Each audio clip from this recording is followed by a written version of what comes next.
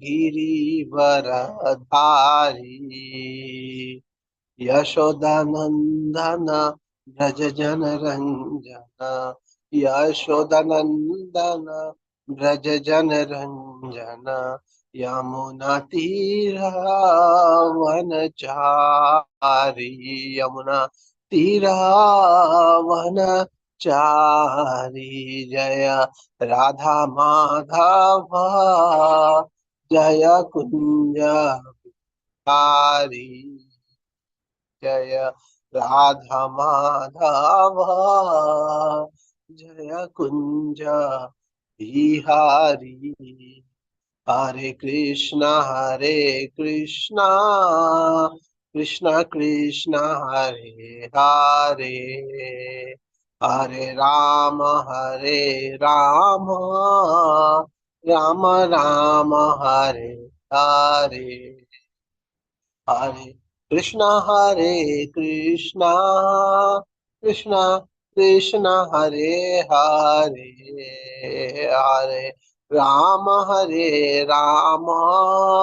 राम राम हरे हरे हरे कृष्ण कृष्ण कृष्ण हरे हरे हरे राम राम राम हरे हरे हरे कृष्ण कृष्ण कृष्ण हरे हरे राम राम राम हरे हरे हरे कृष्ण कृष्ण कृष्ण हरे हरे राम राम राम हरे हरे हरे कृष्णा कृष्णा कृष्णा हरे हरे राम राम राम हरे हरे जय जगन्नाथ जय बलदेवा जय सुभद्रा मैया जय सुदर्शन जय राधा कृष्ण चंद्र राधा कृष्ण चंद्र श्री राधे जय गौर निताय पतित पावन गौर निताय जय प्रभुपदा जय प्रभुपदा जगत गुरु शीला प्रभुपदा हरे कृष्ण.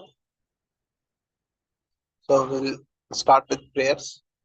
ओम अज्ञानतिमिरन्धस्य ज्ञानाञ्जनशलाकया चक्षुरुन्मिलितं येन तस्मै श्रीगुरुवे नमः. श्रीचैतन्यमनोभीष्टं स्थापितं येन भूतले स्वयं रूपकदा मह्यं ददाति स्वपदान्तिकं. वन्देऽहं श्रीगुरो श्रीयुतात्पदकमलं श्रीगुरुन् वैष्णवांश्च श्रीरूपं साग्रजातां सहगना रघुनाथं वितं तं सजीवम् साधवैतं सावधूतं परिजना सहितं श्री कृष्ण चैतन्य देवं श्री राधा कृष्ण पादान सहगना ललिता श्री विशाखान्वितांश्च. नमः ओं विष्णुपादाय कृष्ण पृष्ठाय भूतले श्रीमते भक्ति Vedanta स्वामिनिति नामिने.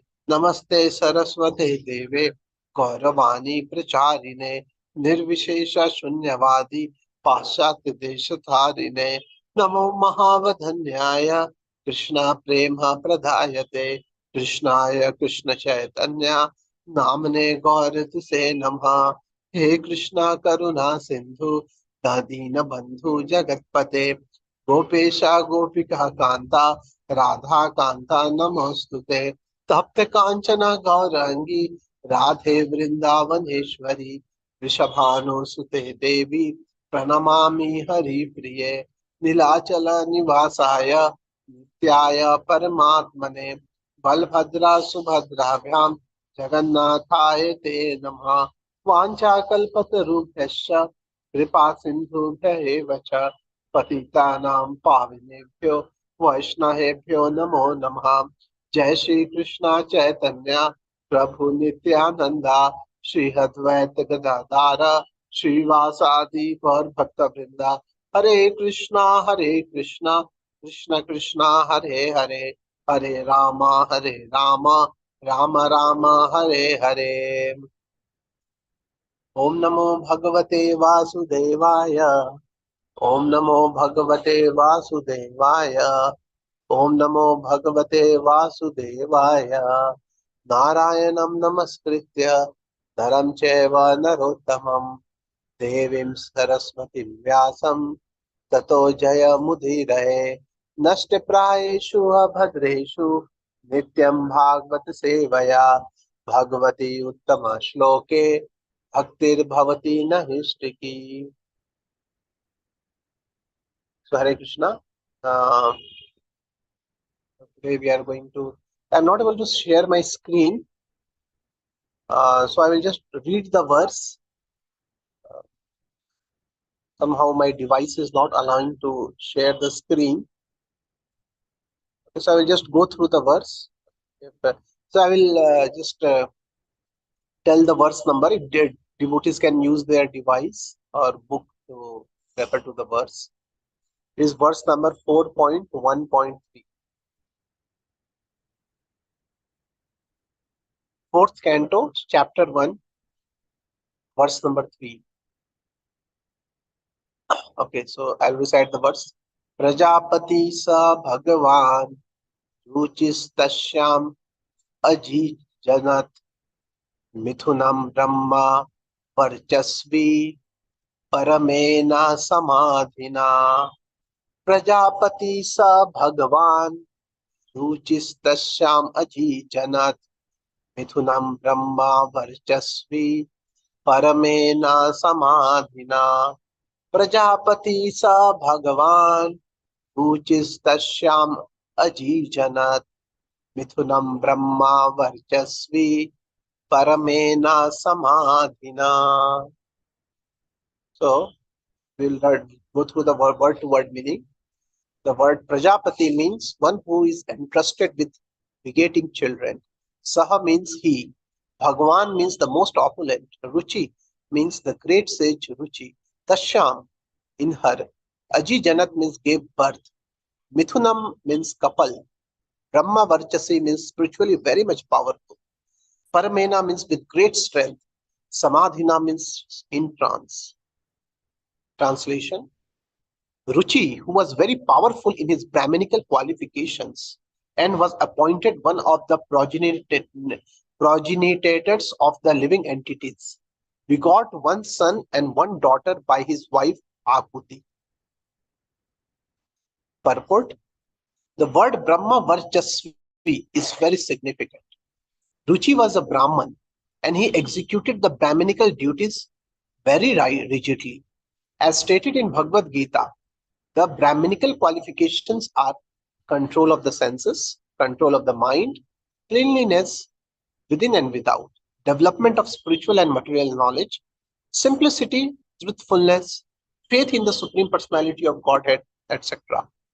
There are many qualities which indicate a Brahminical personality, and it is understood that Ruchi followed all the Brahminical principles rigidly. Therefore, he is specifically mentioned as Brahma Varchasvi. One who is born of a Brahman father but does not act as a Brahman is called in Vedic language as Brahmabandhu and is calculated to be on the level of Shudras and women. Thus, in Bhagavatam, we find that Mahabharata was specifically compiled by Vyasadeva for Stri Shudra Brahma Bandhu. Stri means women, Shudra means the lower class of civilized human society, and Brahma Bandhu means persons who are born in the families of Brahmanas but do not follow the rules and regulations carefully. All of these three classes are called less intelligent. They have no access to the study of the Vedas, which are specifically meant for persons who have acquired the Brahminical qualifications. This restriction is based not upon any sectarian distinction, but upon qualification. The Vedic literatures cannot be understood unless one has developed the Brahminical qualifications. It is regrettable, therefore, that persons who have no Brahminical qualifications and have never been trained under a bona fide spiritual master, nevertheless comment on Vedic literatures like the Srimad Bhagavatam and other Puranas. For such persons cannot deliver their real message. Ruchi was considered a first-class Brahmana. Therefore, he is mentioned here as Brahma Varchasvi, one who had full prowess in Brahminical strength. Hare Krishna. So, today's very beautiful verse on Brahma Varchasvi. Srila Prabhupada in his purport is very much highlighting the word Brahma Varchasvi. Brahma Varchasvi means that one who is fully endowed, fully manifesting the qualities of a Brahmana or a spiritually advanced person. And here Srila Prabhupada is very much highlighting that being a true Brahmana is not some kind of a label, is not some kind of a sectarian concept. It is not some kind of an external birth right, but rather being a Brahmana means manifesting the qualities of a Brahmana. That's the actual meaning of a Brahman. And Srila Prabhupada says those who are externally born in a Brahman family but who do not manifest the qualities of a Brahman, they are just the labeled Brahman. Yes, they are just a Brahman whose definition is just wearing 1 or 2 rupees sacred thread, just wearing a thread, yes, or just being born in a family of a Brahman. Such people and do not possess the qualities of a Brahman, do not manifest those divine qualities. So Srila Prabhupada calls them as Brahma Bandhu. And Srila Prabhupada says that such a Brahma Bandhus uh, have gained nothing beneficial. There is nothing beneficial in being born in Brahmana family if they have not acquired the qualities. And they are counted thus as equivalent to a Shudra or a woman, means they are less intelligent. Yes.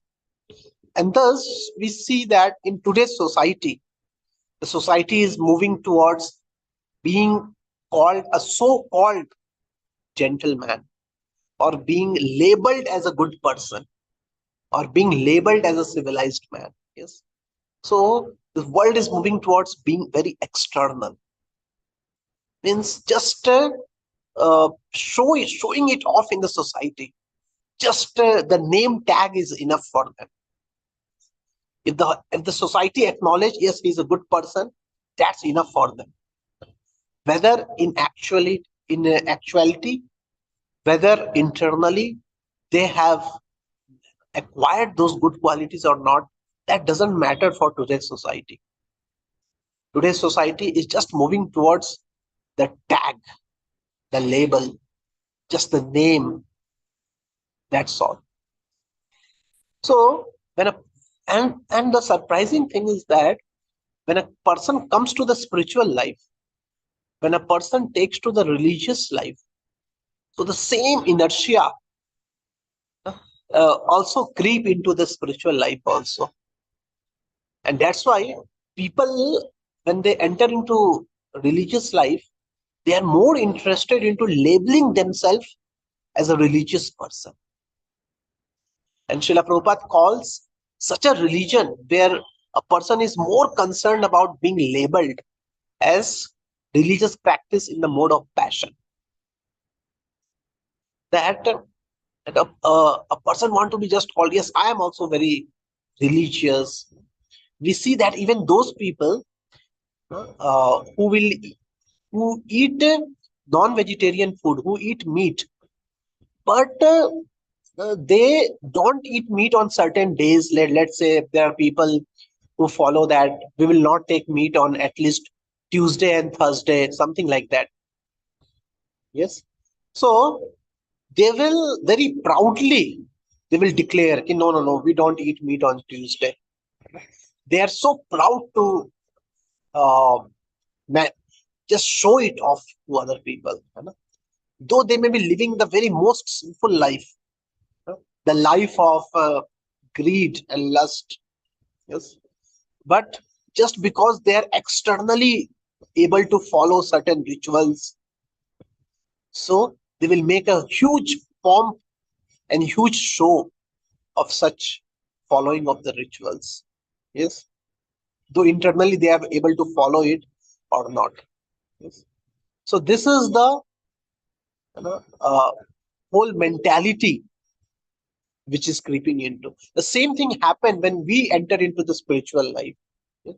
We are more interested into convincing ourselves and convincing people around us that yes, I have also become the member of this spiritual society, or I have been also the member of this spiritual organization, and uh, and we are just simply satisfied by being the part of certain rituals, yes, without seeking the essence of the spiritual life, without going deep into the essence of the spiritual life. One may simply be hovering on the external platform. One may simply be situated into very, very superficial aspect of just labeling themselves as a spiritual person. So same lesson is for us as a follower of Srila Prabhupada, that we should ask this question to ourselves: am I simply being satisfied being called a member of ISKCON, or just being a member of devotee community? Yes, that's very good. That's a very rare upon 90% of the population not even do that. So it's very good. It's very fortunate condition that we are part of that devotee community. We are part of Srila Prabhupada's movement. But then that's not sufficient. Srila Prabhupada urges us in this purport to go deeper into, are we acquiring that mood of Srila Prabhupada's movement? Are we truly inculcating the teachings of Sri Chaitanya Mahaprabhu? As one of the Acharya writes a very beautiful song, that Gaurangera Ami, Mukhe Boli Na Chali. That I am Chaitanya Mahaprabhu's person. I am Chaitanya Mahaprabhu's person. Simply speaking, it will not do. Chaitanya ra achar, Chaitanya ra vichar. That are you able to, are you really following the the thought of Chaitanya Mahaprabhu, the thought process of Sri Chaitanya Mahaprabhu, the teachings of Sri Chaitanya Mahaprabhu, the essence of what Sri Chaitanya Mahaprabhu wanted to give us? So the Acharya in that song is saying, simply calling yourself, simply labeling yourself as a person of Sri Chaitanya Mahaprabhu or somebody belonging to Srila Prabhupada is not sufficient. We have to go deeper and just ask this question to ourselves: are we truly seeking the essence? And this is what Srila Prabhupada says: the difference between being a true Brahman and just being a Brahma Bandhu. So this is, and the same thing happened with the spiritual practices. Although chanting, reading of Srimad Bhagavatam, they are such a very pure and core processes which can lead one to paradigm shift in their spiritual consciousness. But sometimes even these spiritual practices can become a kind of a label, a kind of a ritual. I also chant 16 rounds. Somebody can be simply satisfied with the number. Oh, I have come to 16 rounds. That's very good. You know? So, yes, that's very good that we have come to 16 rounds. But the process is not to just complete the rounds or just to label that I'm a 16 rounder. It is to seek deeper. The chanting of the holy name is a connection to Srimati Radharani and Lord Sri Krishna. The chanting of the holy name is a deep prayer. So are we really seeking that aspect of the holy name, where we are truly crying out for the mercy of the Lord, where we are truly humbling ourselves in front of the Lordships and praying for our spiritual advancement? The same thing may come to the reading of Srimad Bhagavad Gita and Bhagavatam. One may simply label himself, oh, I have completed Srimad Bhagavad Gita. I know so many slokas of Bhagavatam, Bhagavad Gita. I can recite it very nicely. Even I can give very good classes on Srimad Bhagavad Gita and Bhagavatam. But is this labeling enough? So you have to go deeper. Srimad Bhagavatam is Shabda personified. Just like when Krishna manifests as hill, he becomes Govardhan. When Krishna manifests as water, he becomes Yamuna. Similarly, when Krishna manifests as sound vibration, he becomes Srimad Bhagavatam, the pages sound. So the book incarnation, the literature incarnation of Lord Sri Krishna. Srimad Bhagavatam is about going into the characters of Srimad Bhagavatam, going into the character, entering into the shoes of Prahlad Maharaj, Vritrasur, entering into the shoes of Dhruv Maharaj, Parikshit Maharaj. So are we really doing that? Or is it that, oh, every day I read half an hour, I have completed my quota. I have completed CC, I have completed Srimad Bhagavatam and Bhagavad Gita. So even in devotee association, okay, we are part of the devotee association, but are we truly considering ourselves the das anudas of devotees? Are we truly humbling ourselves, entering into the mood of being the servant of the servant of the servant of Vaishnava? Are we developing that eagerness to serve Vaishnava? Are we taking pleasure in seeing other Vaishnava advancing in Krishna consciousness? So these marks the true benefit of being in association, not just a labeling that yes, I am in devotee association, I am part of devotee association. That is very good, but we have to go deeper. And that's what Srila Prabhupada is urging in this purport. Being a true Brahman and being a Brahma Bandhu, a namesake Brahman. So in every aspect of, and that's why Srila Prabhupada named this society as International Society for Krishna Consciousness. He didn't name this society as Society of Krishna Knowledge or Krishna Services. It's consciousness. It's the Chetana which we are seeking for. In Hindi, we call Krishna Bhavana. The Bhavana is very deep.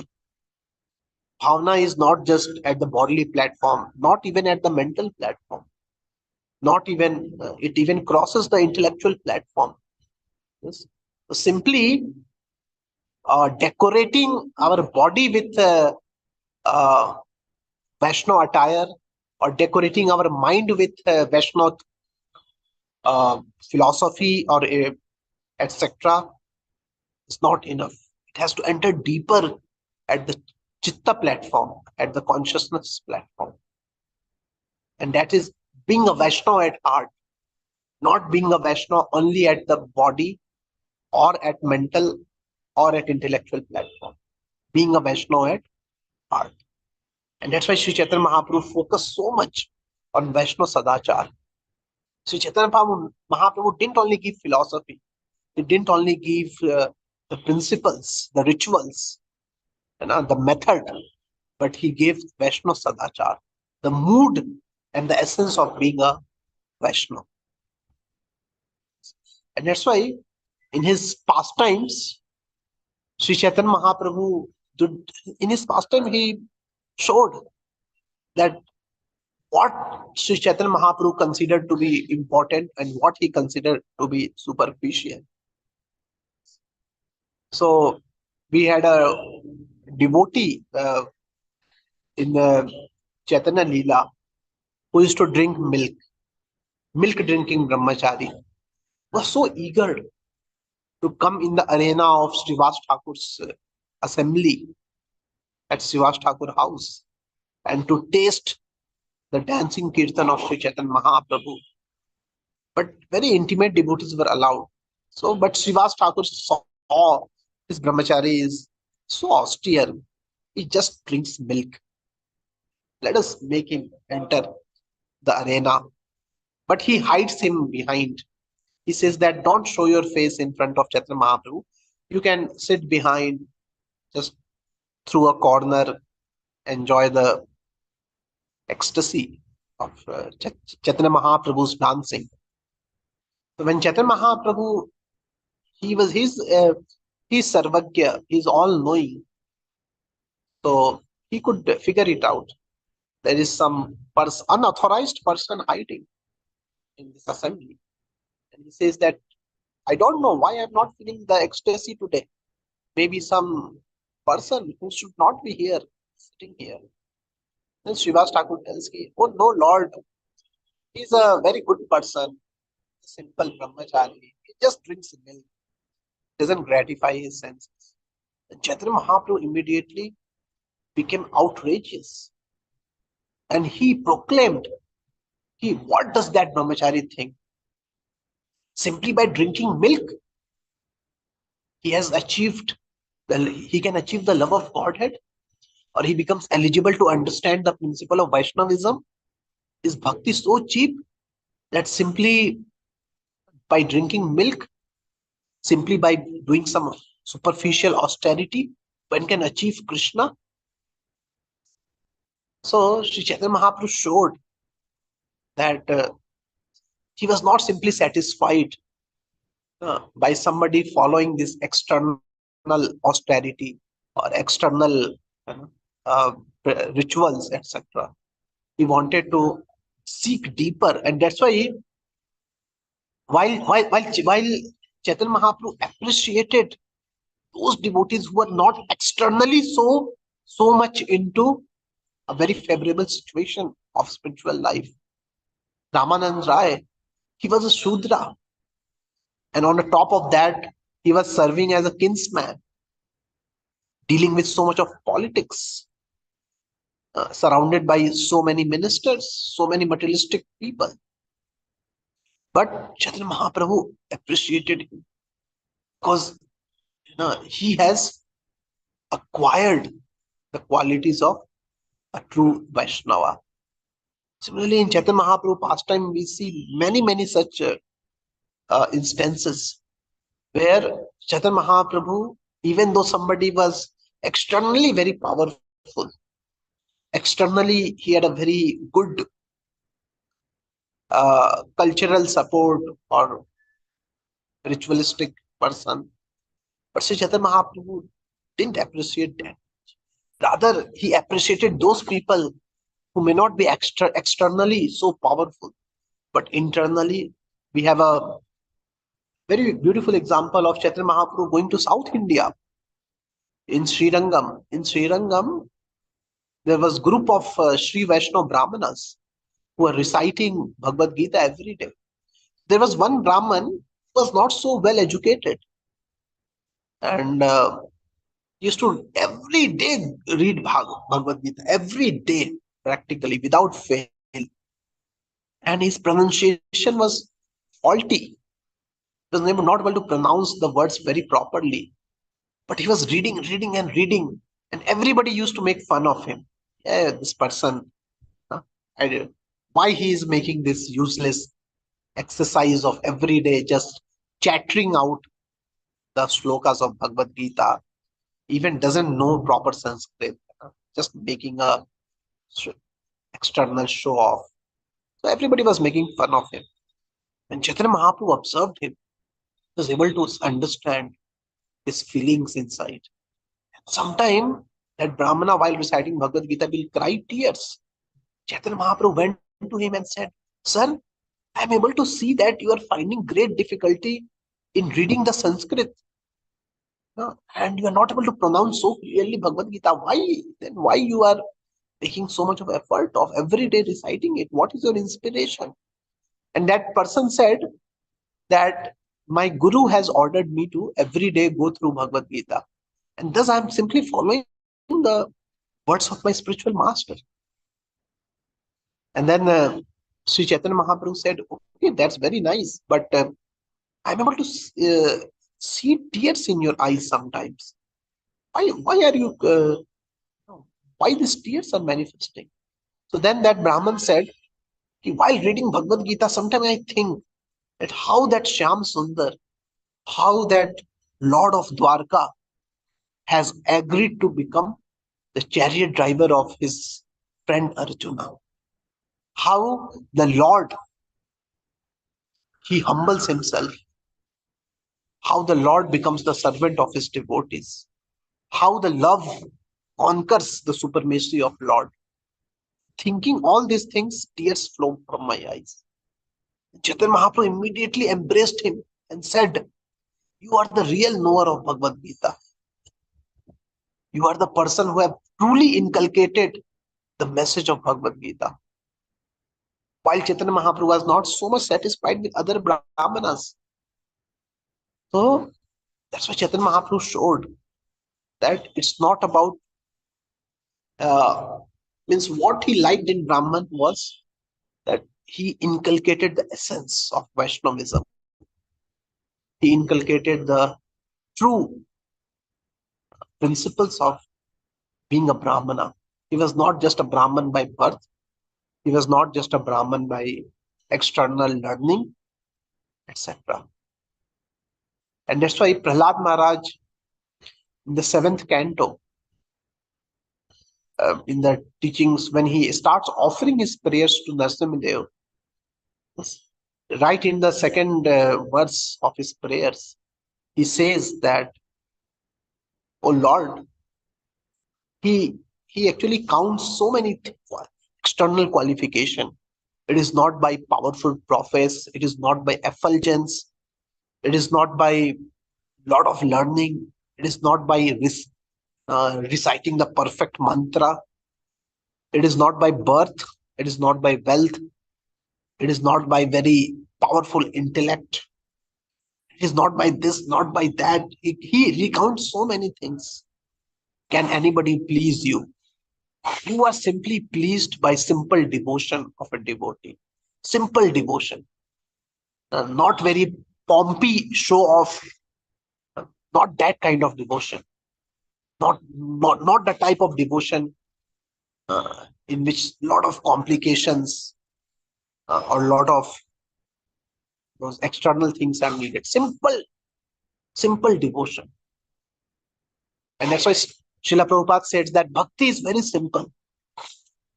Bhakti is so simple that Srila Prabhupada says that you may miss it. It's not very complicated. But using one's material consciousness, sometimes we lose the essence of bhakti. Because being in materialistic consciousness, we taint the devotional service with so many external factors that we make it so complicated. Otherwise, bhakti is so simple. And what is that bhakti? What is that very simple thing to do in bhakti? Ahituki apratihata yayatma suprasiddhi. Simply that unmotivated, uninterrupted devotional service is devoid of any desire for personal sense gratification. And anya abhilashita sunyam jnana karmadi anavritam anukulyena krishna anusilinam bhaktir uchyatam. That's a very simple definition of bhakti which Rupa Goswami has given. So simple is the essence. So that's why Srila Prabhupada is urging in this purport every devotee to not just remain a Brahma Bandhu, not just remain a labeled member of a spiritual community or something like that, to go deeper, to seek deeper the true essence of devotional service, the humility. Uh, and another thing which Srila Prabhupada, another aspect of the purport also I wanted to highlight was Srila Prabhupada is focusing on, is encouraging to inculcate the qualities of a Brahman, like sense control, cleanliness, reading of the scriptures. Yes. Srila Prabhupada told that one of the purpose of ISKCON is to produce Brahmana.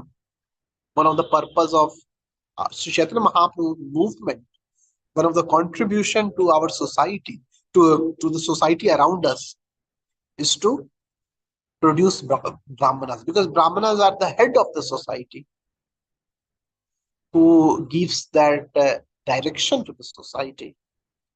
So the society cannot just run, just like the body simply cannot run by hands and legs. The society simply cannot run on factories, skills, power, and science, technology. Society needs uh, somebody to guide, somebody to give direction, somebody to show one the path of religion, the path of self-realization. And that's why the Brahmanas are needed in society. And that's why Srila Prabhupada urged devotees uh, to uh, to acquire those Brahminical qualities so that they can become a leader, they can become the guiding light in the life of misguided civilization. And just Srila Prabhupada is focusing on some qualities of Brahman. Srila Prabhupada, and these qualities represent mode of goodness. And Srila Prabhupada said that though we have to rise transcendence, though we have to go away from uh, all the three modes of this material nature, but still, when we are in this world, uh, we have to be, we have to act on the mode of goodness. Srila Prabhupada says that nobody can escape these three modes. One has to, the three modes are so powerful. Our every activity, our every food, even our thoughts, everything is tainted with three modes. Srila Prabhupada said, but the most favorable mode out of the three mode is the mode of goodness. Because mode of passion, one's senses are on fire, the fire of material desires. The senses are running hither and thither, chasing after the objects of sense gratification. Srila Prabhupada said that such a consciousness, actually one cannot achieve self-realization. Where a person is simply chasing after the different illusions of material nature. And in the mode of ignorance, the senses are so dull, so lazy. The senses are so much duped into material consciousness that they either go into negative direction or they are so dull and lazy to do anything. And thus mode of passion and mode of ignorance are very unhealthy, unfavorable platform to execute devotional service. And thus Srila Prabhupada encouraged the activities which favors mode of goodness. So Srila Prabhupada says mode of goodness is a platform where a person can be thoughtful, where a person can experience a certain level of freedom. He has certain level of freedom to execute his free will. Because in mode of passion and ignorance, a person's senses are caught up, they are tied up. Sharira vidya jal, jodendriya tahe kal. So we sing in Mahaprasade prayers. Senses are so, but in the mode of goodness, yes, it's a mode of illumination. It's a mode of joy. It's a mode of freedom to exercise one's free will. Thus, in the mode of goodness, one can take a step forward to towards our sadhana, towards improving our consciousness. The Srila Prabhupada gave various examples, just like if we have to fly in the aeroplane. So though we have to leave the land is good for, is not of so much of benefit to us. Our goal is sky. We want to fly in the sky. But in order to catch the flight, we have to go to airport. We cannot catch flight near uh, our road or just outside our bus stop or something. We have to go to air. So airport is a favorable situation for the flight to take off. and a flight cannot take us. So similarly, goal is spiritual consciousness, goal is spiritual world, but the mode of goodness acts like a spring bolt. It's like the spring, one can take a huge jump upwards. Similarly, mode of goodness is a very favorable situation. And thus, La Prabhupada encouraged the activities like getting up early in the morning, because early morning is in the mode of goodness. Srila Prabhupada focused on taking a bath early in the morning, wearing clean clothes, preferably dhoti kurta, because wearing dhoti kurta, clean dhoti kurta, it enhances mode of goodness. Applying tilak, doing arti, doing our spiritual practices right in the morning itself, maintaining cleanliness in our house, in the temple, eating hygienic offered food, not eating some outside. So these are some of the, not oversleeping or overeating. So so these are various principles which Srila Prabhupada told us, so that and uh, we can remain in the mode of goodness, and so that in that mode of goodness we can take a step forward to the spiritual consciousness. And that's why Srila Prabhupada said that, one of the goal of our movement is to produce the Brahma. Although the bhakti doesn't depend on the three modes. So bhakti is so transcendental that even a person in the mode of passion, in the mode of ignorance, he can also start taking a step towards bhakti. He can also start doing something which pleases the spiritual master, which pleases the devotees, and he can take a step forward. So it is Srila Prabhupada's great mercy that earlier, this as Srila Prabhupada is telling the purport, that how the Vedic knowledge was reserved only for such Brahmana, or those who are manifesting Brahminical qualities. So even we find some temples in India, those temples are so much restricted to only the people with civilized caste, or those who are following the Brahminical principles, where low born people are not allowed. So the Vedic principle, even the Vedas were not taught to such low caste people. The teachings of Vedas were only taught to Brahminical class of people, because there was a fear that the low caste people can misuse them, because temples are so pure, so clean places, and uh, because this Shudra class people, they may not be able to follow the proper principles. So sometimes using such logics, such external logic, some temples made the rule: we will only allow such and such class of people to enter our temple, because we don't want to pollute the atmosphere. So, but it's such a great mercy of Sri Chaitanya Mahaprabhu and Srila Prabhupada that in this age of Kali, practically, where the Brahminical principles have gone so down, Srila Prabhupada not only initiated people from who are non-Brahminical, but he rather took much step forward.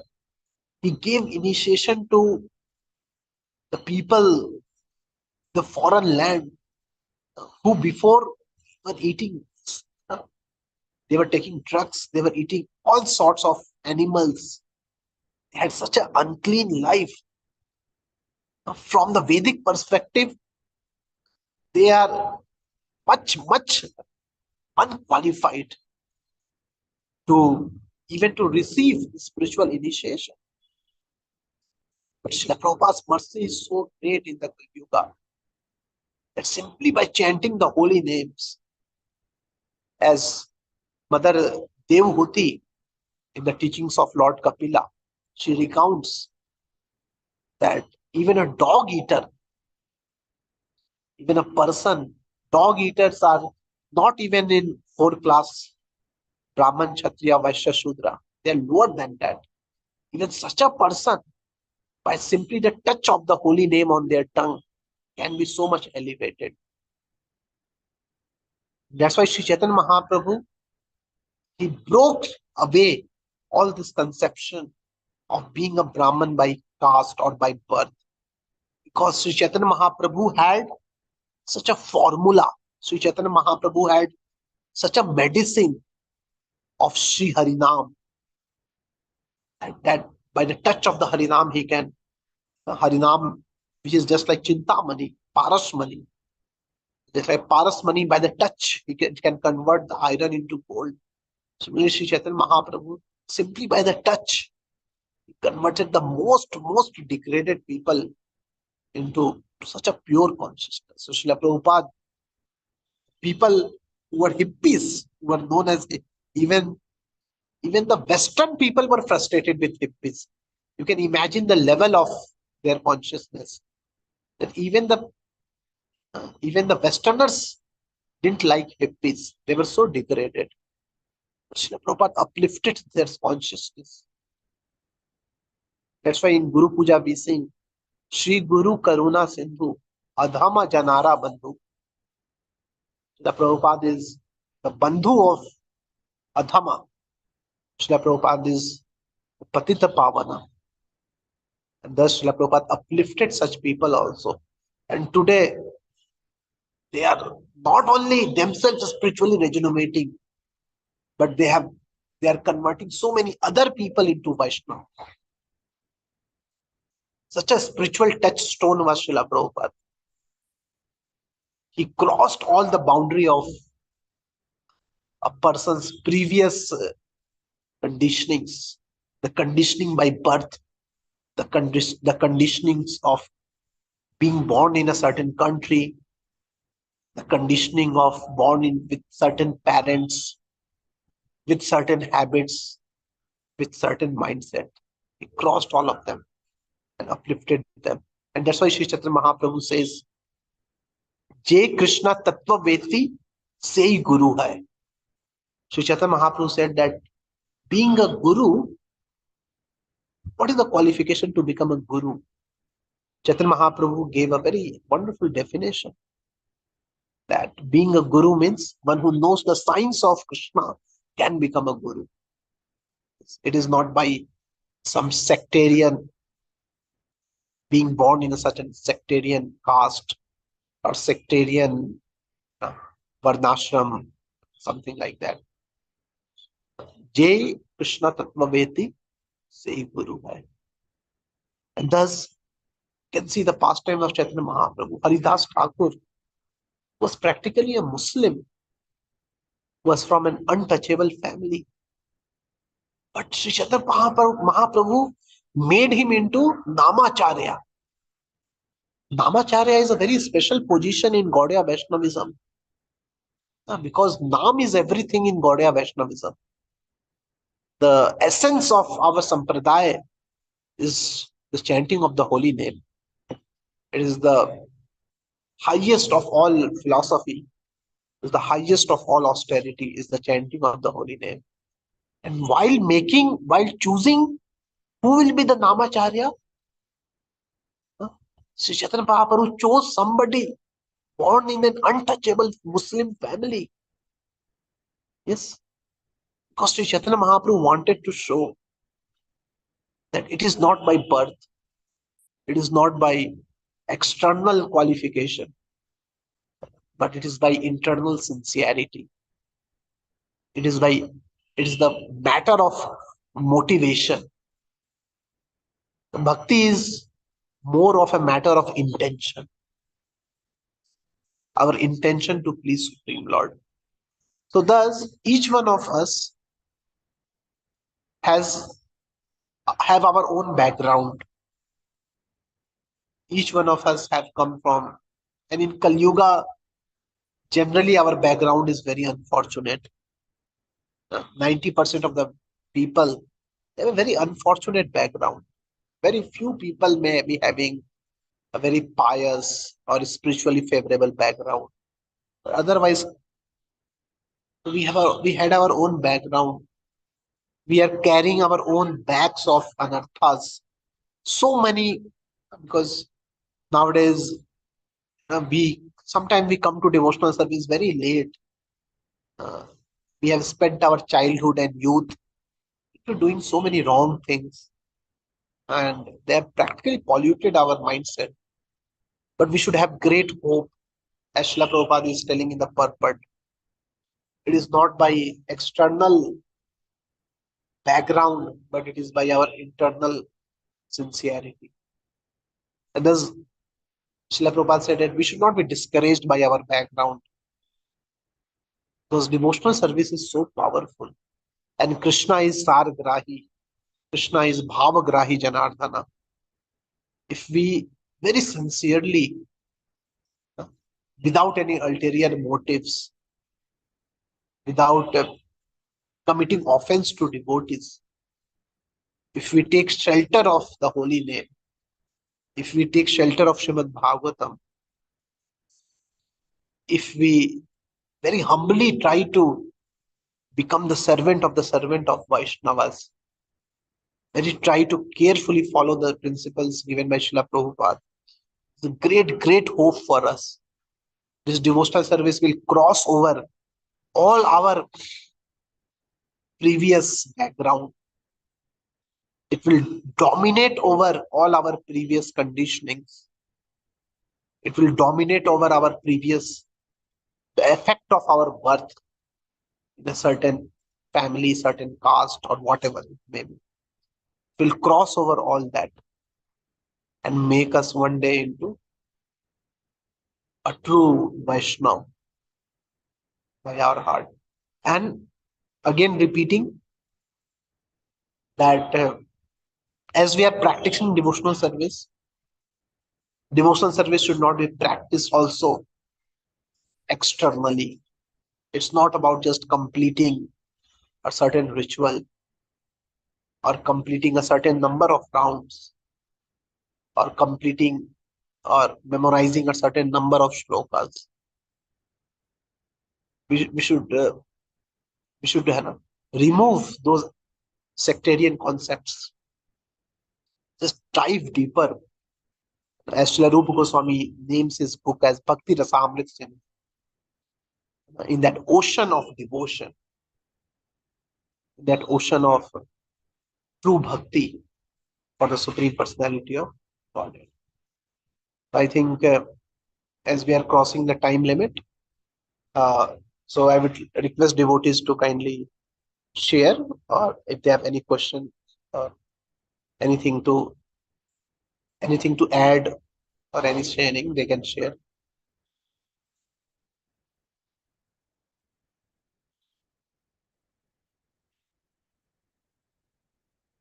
Hare Krishna. If any devotee has anything, they can ask or they can give their feedback or anything. No, Prabhu, thank you so much. Very nice class, Yes, very inspiring. Darshan Prabhu, you would like to say something, bro? Thank you, Prabhu. Very inspiring class to us. Like you were mentioning about, like, even though you're just for the namesake, we may be part of the community or society, but we may not take the things very seriously. So that was very inspiring. Thank you so much. Hare Krishna. Hare Krishna. So yeah, so it means that's why Srila Prabhupada named the society as Krishna consciousness, because he wanted us to practice it at the consciousness level. He didn't wanted us to just practice it at bodily level, not even at mental or intellectual level, but he wanted to push that devotion right into the core of our heart. That's the whole principle. Okay, so if there are no further discussion, I'd like to end today's class. It's already 9 o'clock. ग्रंथराज Shrimad Bhagavatam की जय, जगत गुरु शिला प्रभुपाद की जय. Hare Krishna.